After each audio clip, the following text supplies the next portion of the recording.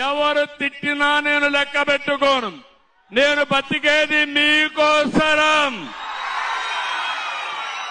నేను పనిచేసేది ఈ రాష్ట్రం కోసరం. అనునిత్యం రోజుకి 16-18 గంటల పనిచేస్తున్నానంటే నా రాష్ట్రం బాగుండాలి, నా ప్రజల జీవన ప్రమాణాలు బాగుండాలి. మీ పిల్లల భవిష్యత్తు బంగారు భవిష్యత్తు కావాలి. ఆ పిల్లల్ని బాగా చదివిస్తే చరిత్ర తిరగా రాసే శక్తి ఈ పిల్లలకు ఉంది. నేను పనిచేసేది ఆ పిల్లల కోసం పనిచేస్తున్నా. నాలెడ్జ్ ఎకానమీలో ఈ పిల్లలు శక్తివంతమైన యువతగా తయారు చేయడం నా పట్టుదల. దీనికి కులం లేదు,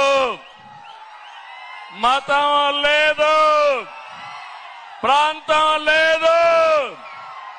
నా తెలుగు జాతే నాకు ప్రాణం.